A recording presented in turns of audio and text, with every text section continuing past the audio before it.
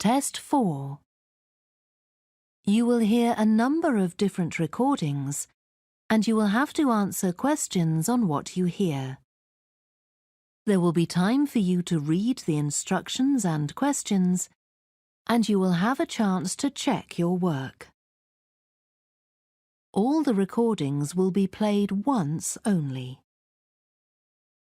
The test is in 4 sections. At the end of the test, you will be given 10 minutes to transfer your answers to an answer sheet. Now turn to Section 1. Section 1. You will hear a woman telephoning for information about a festival. First, you have some time to look at questions 1 to 7.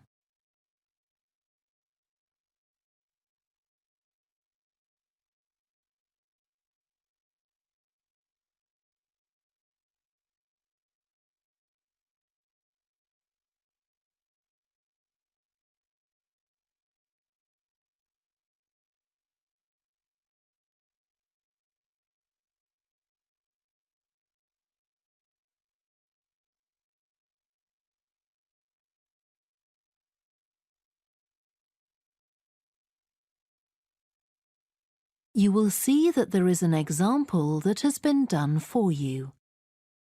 On this occasion only, the conversation relating to this will be played first.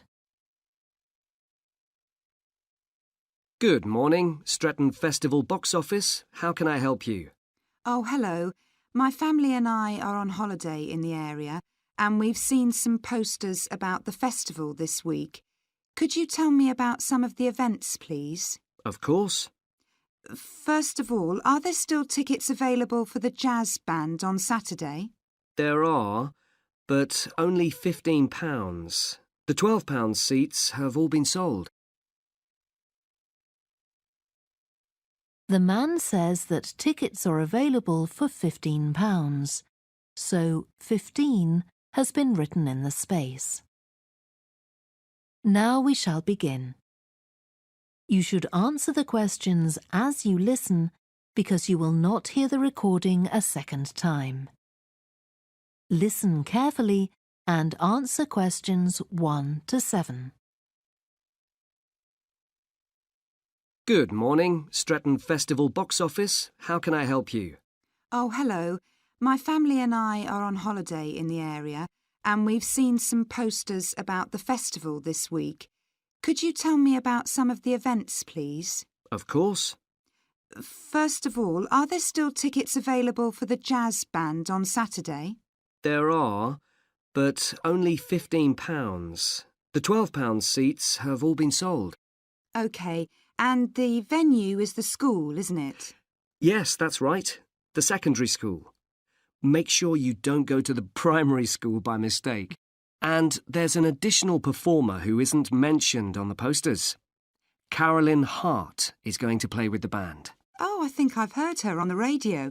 Doesn't she play the oboe or flutes or something? Yes, the flute. She usually plays with symphony orchestras, and apparently this is her first time with a jazz band. Well, I'd certainly like to hear her. Then the next thing I want to ask about is the duck races. I saw a poster beside a river. What are they exactly? Well, you buy a yellow plastic duck, or as many as you like. They're £1 each. And you write your name on each one. There'll be several races, depending on the number of ducks taking part. And John Stevens, a champion swimmer who lives locally, is going to start the races. All the ducks will be launched into the river at the back of the cinema. Then they'll float along the river for 500 metres, as far as the railway bridge. And are there any prizes? Yes. The first duck in each race to arrive at the finishing line wins its owner free tickets for the concert on the last night of the festival. You said you can buy a duck. I'm sure my children will both want one. They're on sale at a stall in the market. You can't miss it. It's got an enormous sign showing a couple of ducks. OK, I'll go there this afternoon. I remember walking past there yesterday. Now, could you tell me something about the flower show, please? Well, admission is free and the show is being held in Bythwaite Hall. Sorry, how do you spell that? Bythwaite.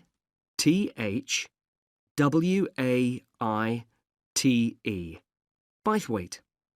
Is it easy to find? I'm not very familiar with the town yet. Oh, you won't have any problem. It's right in the centre of Stretton. It's the only old building in the town, so it's easy to recognise. I know it. I presume it's open all day. Yes, but if you'd like to see the prizes being awarded for the best flowers, you'll need to be there at 5 o'clock. The prizes are being given by a famous actor, Kevin Shapless. He lives nearby and gets involved in a lot of community events. Gosh, I've seen him on TV. I'll definitely go to the prize giving. Right. Before you hear the rest of the conversation, you have some time to look at questions 8 to 10.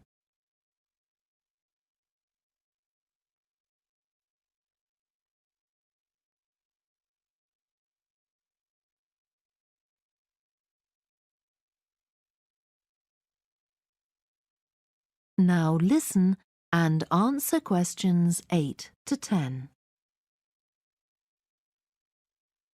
I've seen a list of plays that are being performed this week, and I'd like to know which are suitable for my children and which ones my husband and I might go to. How old are your children? 5 and 7. What about The Mystery of Muldoon? That's aimed at 5 to 10-year-olds. So if I take my children, I can expect them to enjoy it more than I do? I think so. If you'd like something for yourself and your husband and leave your children with a babysitter, you might like to see Fire and Flood. It's about events that really happened in Stretton 200 years ago, and children might find it rather frightening. Oh, thanks for the warning. And finally, what about Silly Sailor? That's a comedy, and it's for young and old. In fact, it won an award in the Stretton Drama Festival a couple of months ago. OK. Well, goodbye and thanks for all the information. I'm looking forward to the festival. Goodbye. That is the end of section 1. You now have half a minute to check your answers.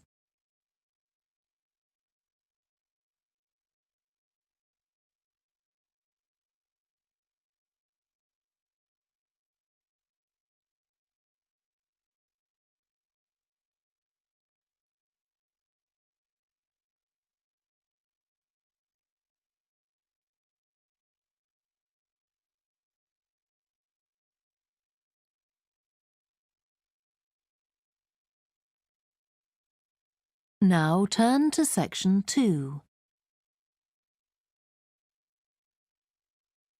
Section 2. You will hear a guide at an art museum talking to a group of visitors. First, you have some time to look at questions 11 to 16.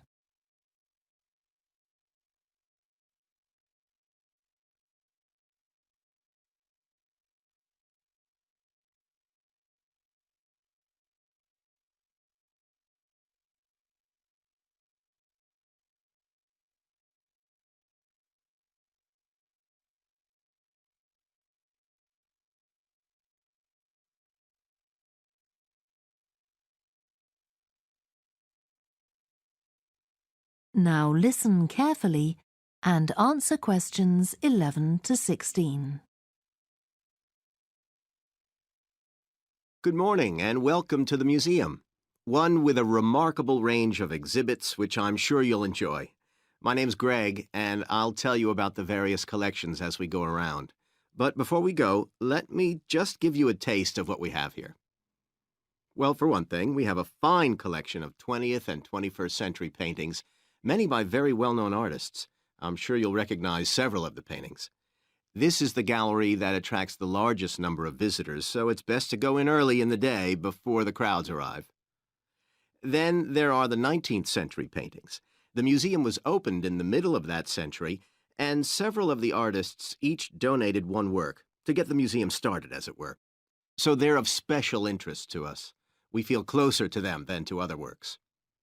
The sculpture gallery has a number of fine exhibits, but I'm afraid it's currently closed for refurbishment. You'll need to come back next year to see it properly, but a number of the sculptures have been moved to other parts of the museum. Around the World is a temporary exhibition. You've probably seen something about it on TV or in the newspapers. It's created a great deal of interest because it presents objects from every continent and many countries and provides information about their social context, why they were made, who for, and so on. Then there's the collection of coins. This is what you might call a focused specialist collection because all the coins come from this country and were produced between 2,000 and 1,000 years ago. And many of them were discovered by ordinary people digging their gardens and donated to the museum. All our porcelain and glass was left to the museum by its founder when he died in 1878, and in the terms of his will, we're not allowed to add anything to that collection. He believed it was perfect in itself, and we don't see any reason to disagree. Before you hear the rest of the talk, you have some time to look at questions 17 to 20.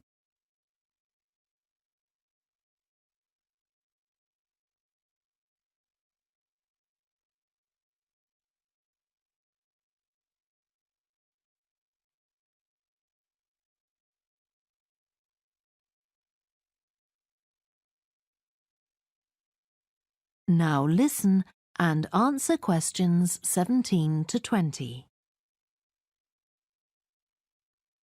Okay, that was something about the collections, and now here's some more practical information, in case you need it. Most of the museum facilities are downstairs in the basement, so you go down the stairs here.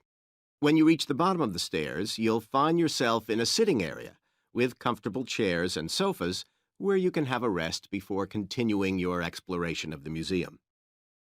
We have a very good restaurant which serves excellent food all day in a relaxing atmosphere. To reach it, when you get to the bottom of the stairs, go straight ahead to the far side of the sitting area, then turn right into the corridor. You'll see the door of the restaurant facing you. If you just want a snack or if you'd like to eat somewhere with facilities for children, we also have a cafe. When you reach the bottom of the stairs, you'll need to go straight ahead, turn right into the corridor, and the cafe is immediately on the right. And talking about children, there are baby-changing facilities downstairs. Cross the sitting area, continue straight ahead along the corridor on the left, and you and your baby will find the facilities on the left-hand side. The cloakroom, where you should leave coats, umbrellas, and any large bags, is on the left-hand side of the sitting area. It's through the last door before you come to the corridor. There are toilets on every floor, but in the basement, they're the first rooms on the left when you get down there. Okay, now if you've got anything to leave in the cloakroom, please do that now, and then we'll start our tour. That is the end of section 2. You now have half a minute to check your answers.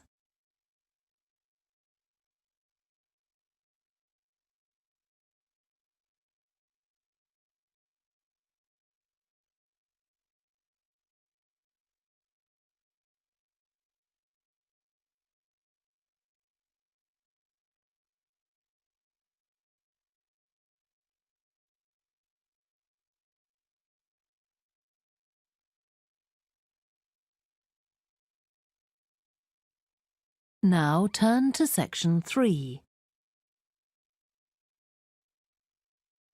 Section 3. You will hear a student called Joanna talking to her new supervisor about some research she has done on psychology and music.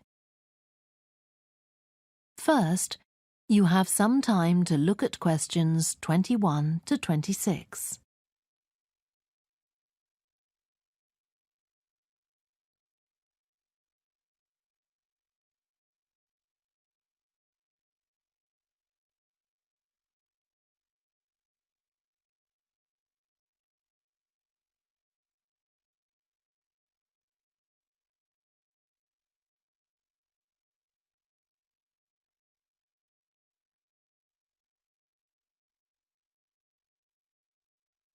Now listen carefully and answer questions 21 to 26. Hi, Joanna. Good to meet you. Now, before we discuss your new research project, I'd like to hear something about the psychology study you did last year for your master's degree. So, how did you choose your subjects for that? Well, I had 6 subjects, all professional musicians and all female. 3 were violinists, and there was also a cello player and a pianist and a flute player. They were all very highly regarded in the music world, and they'd done quite extensive tours in different continents, and quite a few had won prizes and competitions as well. And they were quite young, weren't they? Yes, between 25 and 29. The mean was 27.8. I wasn't specifically looking for artists who'd produced recordings, but this is something that's just taken for granted these days, and they all had. Right. Now, you collected your data through telephone interviews, didn't you? Yes. I realised if I was going to interview leading musicians, it'd only be possible over the phone because they're so busy. I recorded them using a telephone recording adapter. I'd been worried about the quality, but it worked out all right. I managed at least a 30-minute interview with each subject, sometimes longer. Did doing it on the phone make it more stressful? I'd thought it might. It was all quite informal, though, and in fact they seemed very keen to talk. And I don't think using the phone meant I got less rich data. Rather the opposite, in fact. Interesting. And you were looking at how performers dress for concert performances? That's right. My research investigated the way players see their role as a musician and how this is linked to the type of clothing they decide to wear. But that focus didn't emerge immediately. When I started, I was more interested in trying to investigate the impact of what was worn on those listening, and also whether someone like a violinist might adopt a different style of clothing from, say, someone playing the flute or the trumpet. It's interesting that the choice of dress is up to the individual, isn't it? Yes, you'd expect there to be rules about it in orchestras, but that's quite rare. Before you hear the rest of the discussion, you have some time to look at questions 27 to 30.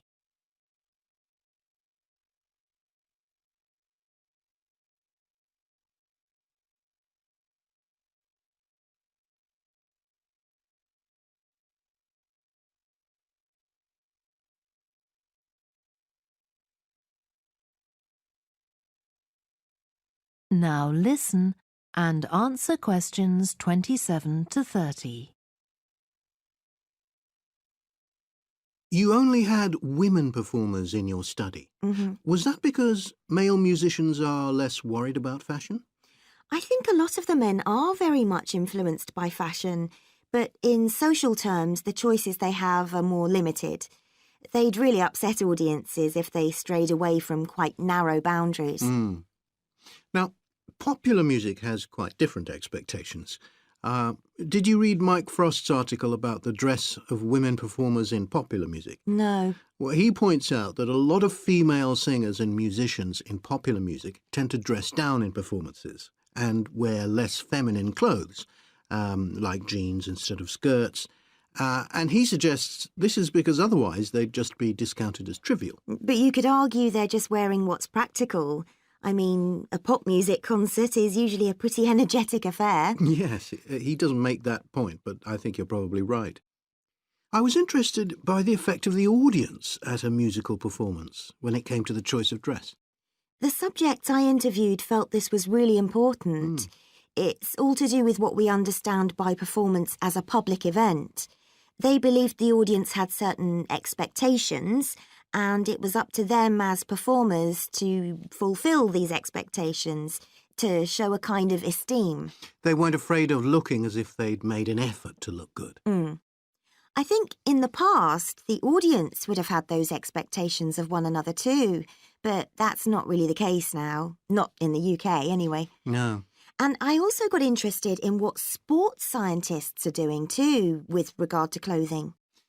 Musicians are quite vulnerable physically, aren't they? Because the movements they carry out are very intensive and repetitive. So I'd imagine some features of sports clothing could safeguard the players from the potentially dangerous effects of this sort of thing. Yes, but musicians don't really consider it.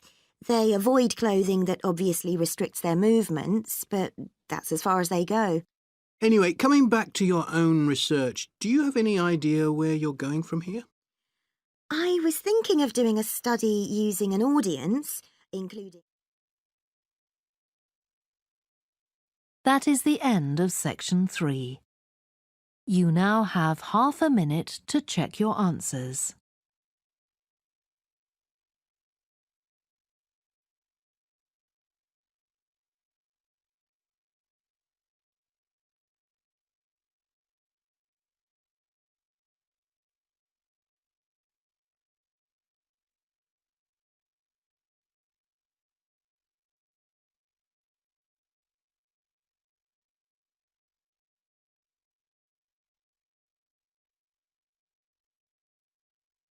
Now turn to section 4. Section 4. You will hear part of a lecture about a way of reducing the amount of carbon dioxide in the atmosphere. First, you have some time to look at questions 31 to 40.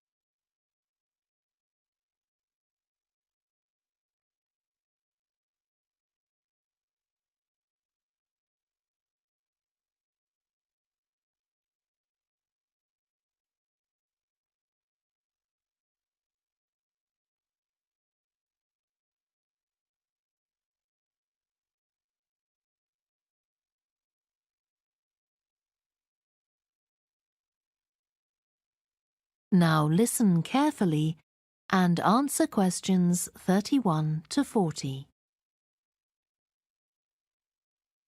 As we saw in the last lecture, a major cause of climate change is the rapid rise in the level of carbon dioxide in the atmosphere over the last century. If we could reduce the amount of CO2, perhaps the rate of climate change could also be slowed down.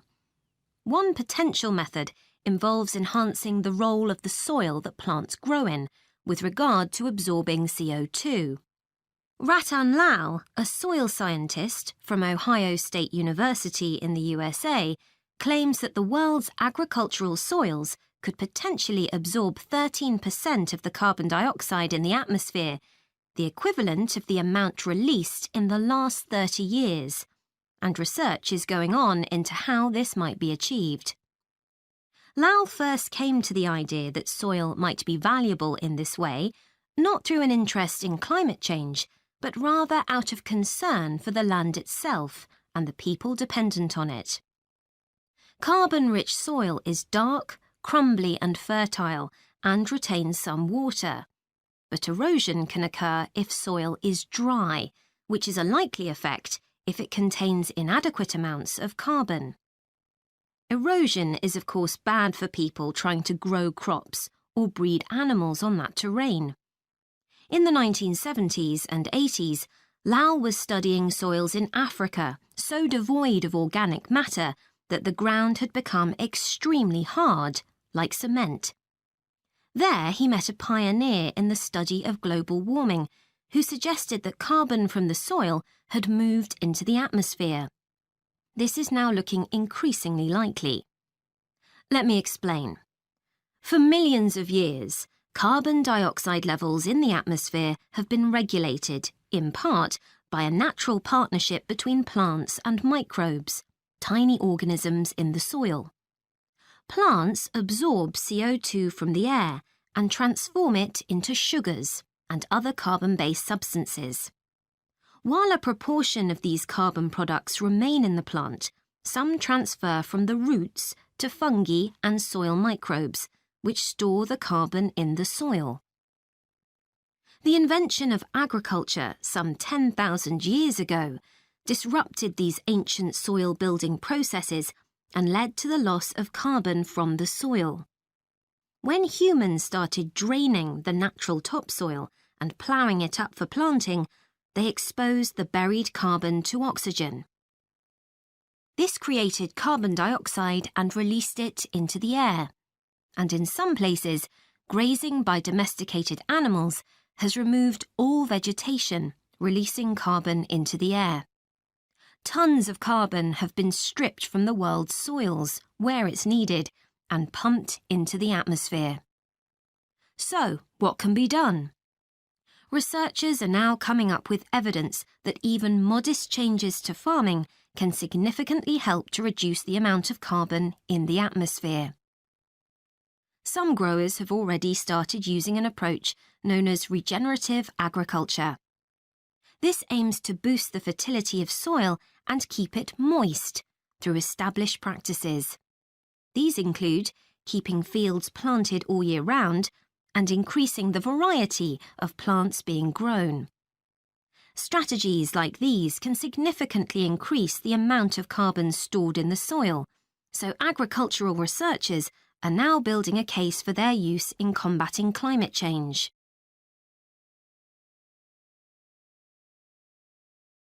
One American investigation into the potential for storing CO2 on agricultural lands is taking place in California. Soil scientist Wendy Silver of the University of California, Berkeley, is conducting a first-of-its-kind study on a large cattle farm in the state. She and her students are testing the effects on carbon storage of the compost that is created from waste, both agricultural, including manure and corn stalks, and waste produced in gardens, such as leaves, branches, and lawn trimmings.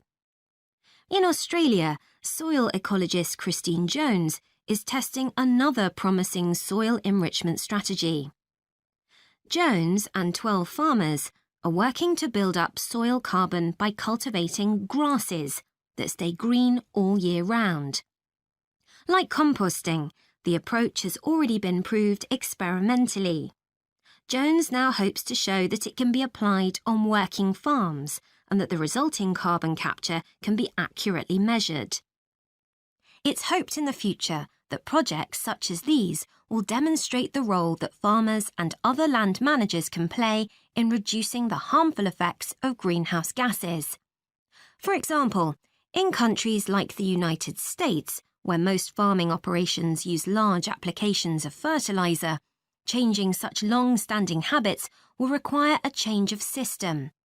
Ratan Lal argues that farmers should receive payment, not just for the corn or beef they produce, but also for the carbon they can store in their soil. Another study being carried out. That is the end of section 4. You now have half a minute to check your answers.